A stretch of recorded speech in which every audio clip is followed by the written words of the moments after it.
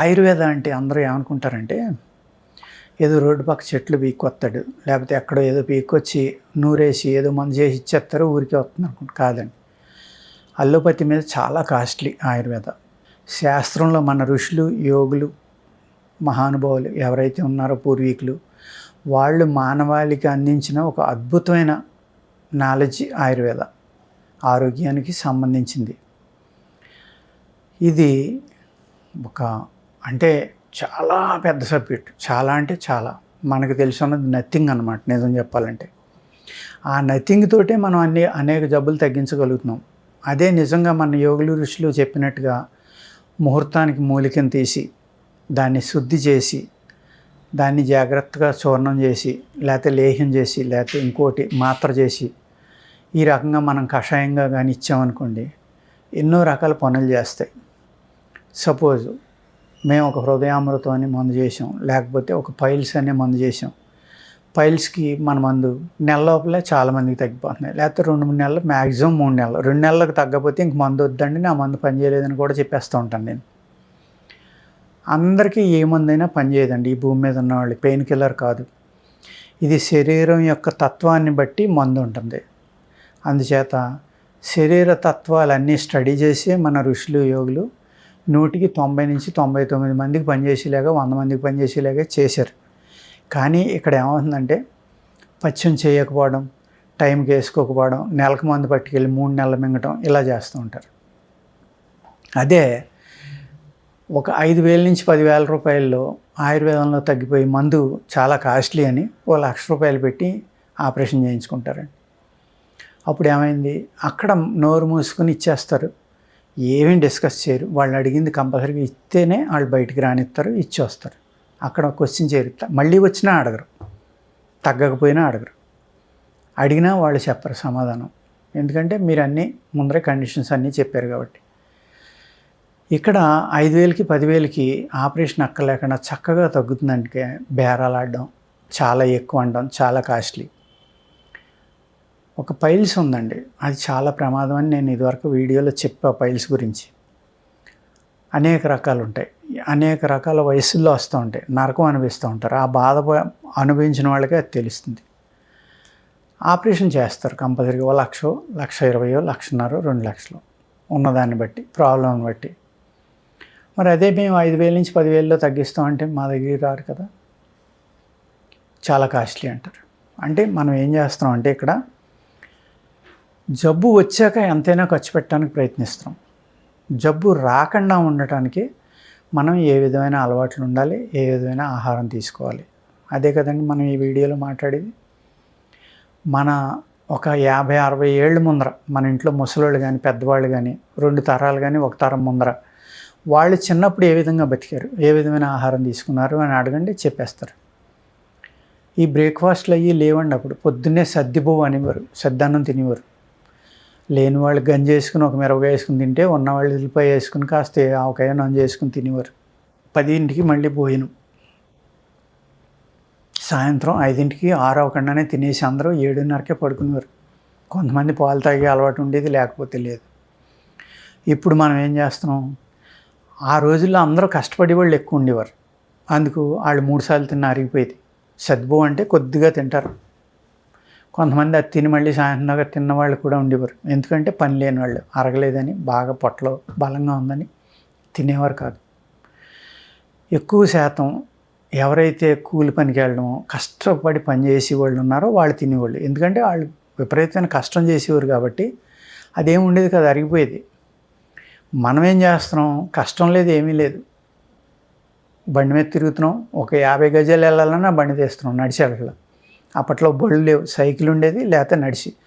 ఆ సైకిల్ కూడా ఎవరికి, ఊళ్ళో బాగా పెద్ద కుటుంబాల్లో ఒక 10,000 మంది ఉన్న ఊళ్ళో ఒక 50 సైకిళ్ళు ఉండేమో. ఆడు తాళం వేసుకోవడం మర్చిపోతే ఊళ్ళో వాళ్ళు అందరూ తొక్కేసి దాన్ని ఎరగొట్టేసేవారు. ఇప్పుడు ఇంటికి 2 బళ్ళు ఉన్నాయి, 3 బళ్ళు ఉన్నాయి, 2 కార్లు, 3 కార్లు, ఇలా వాళ్ళ తాహతుని బట్టి. బండి లేని ఇల్లు అంటూ బహుశా కనపడదేమో ఇండియాలో. 90% ఉంటాయి బళ్ళు, మోర్ దెన్ 90. దాంతో ఏమవుతుంది, పొలానికి వెళ్ళినా బండే, బయటికి ఏదైనా కూరగాయ కొనడానికి వెళ్ళినా బండే, కిరాణా షాప్కి వెళ్ళినా బండే, ఒక 50 గజాలు వెళ్ళాలన్నా బండి, నడవడం అనేది మానేసాం, కష్టపడడం మానేసాం, తినటం ఎక్కువ చేసాం. బ్రేక్ఫాస్ట్, టీలు, కాఫీలు, అది అయిన తర్వాత మళ్ళీ లంచ్, మళ్ళీ ఈవినింగ్ డిన్నర్ లోపల స్నాక్స్, మళ్ళీ టీలు, కాఫీలు, డిన్నర్ అయిన తర్వాత మళ్ళీ ఫ్రూట్స్, లేకపోతే పాలు, లేకపోతే మజ్జిగలు, ఇంకోటి ఇలా. అంటే ఆల్మోస్ట్ రోజుకి 10 గంటలు తింటానే ఉన్నాం మనం. దాంతో ఏమవుతుందండి, మన బాడీలో ఉన్న బ్యాక్టీరియా అయితే, ఏదైతే మంచి బ్యాక్టీరియా ఉందో, ఏదైతే అవయవాలు ఫ్లూయిడ్స్ రిలీజ్ చేస్తున్నాయో, యాసిడ్స్ కానీ రకరకాల ఫ్లూయిడ్లు, రకరకాల రసాలు రిలీజ్ చేస్తాయి. దాన్ని రసం అంటాం మనం. అర్థమైంది కదండి. ఇలాగా ఈ ఆహారంలో ఉన్న రుచిని బట్టి కూడా మన బాడీలో రిలీజ్ చేస్తాయి అన్నమాట. ఆ రసాలు అనేవి మన అవయవాలు రిలీజ్ చేస్తాయి. రిలీజ్ చేసినప్పుడు మనం తిన్న ఆహారం అరుగుతుంది. అది ఏమవుతుంది, మనం టైమ్లీ తిన్నప్పుడు టైమ్లీ రిలీజ్ చేసి ఉత్తప్పుడు రెస్ట్ తీసుకుంటాయండి. ఇప్పుడు మనం ఏం చేస్తున్నాం, టైం లేకుండా తింటానే ఉంటున్నాం, అలాగే ఏది దొరికితే అది. దానివల్ల ఏమవుతుంది, కంటిన్యూగా ఈ బాడీలో ఉన్న గట్టు అంటే ప్రేగులు, పెద్ద ప్రేగులు, చిన్న ప్రేగులు, జీర్ణావయవాలు అయితే ఉన్నాయో అవి రెస్ట్ తీసుకున్నప్పుడే అందులో ఉన్న బ్యాక్టీరియా బాడీ అంతా స్ప్రెడ్ అయ్యండి.